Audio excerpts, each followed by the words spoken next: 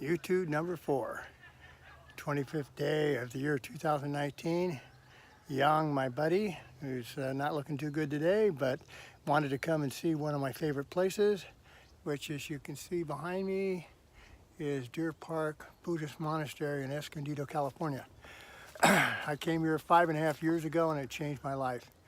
And I want to share that with you guys. So I told Yang, what was that? Oh, he said if I'd known about this place, I wouldn't have worried myself to death. Anyway, to be continued.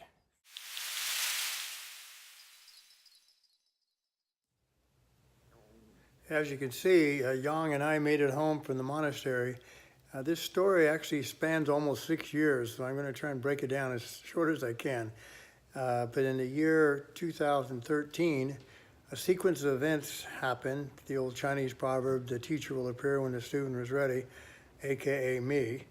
So in May of 2013, I got a book in the mail.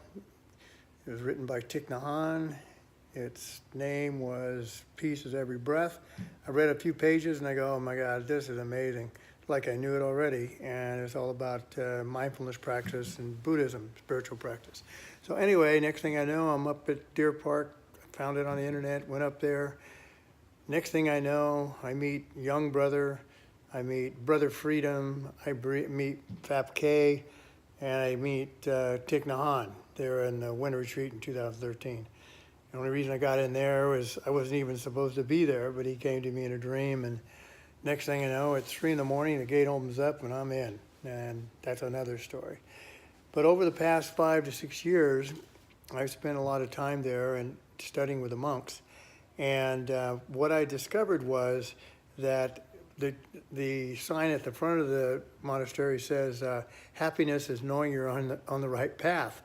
So I didn't really realize what that meant until I started studying Buddhism.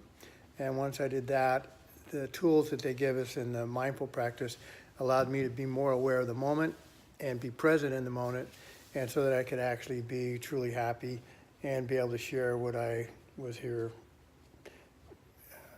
on planet Earth to share.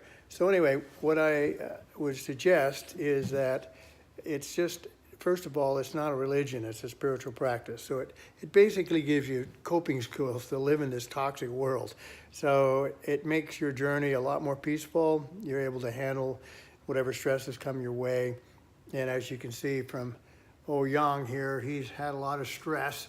And as I said earlier, jokingly, if he'd known that, he wouldn't have worried himself to death. And I can surely agree with that.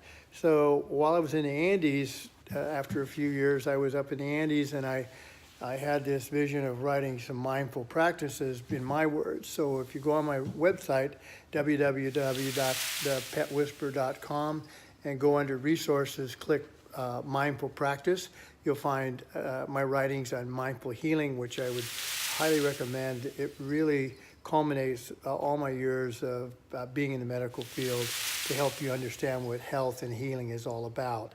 And then I also have some mindful practices on walking and eating, hugging, a whole bunch of different things. They're very helpful in terms of dealing with the stresses of everyday life. So Yang and I just want to say thank you for listening, and take a little time out of your day to visit our website, and we'll be back tomorrow with video number 5. Ciao.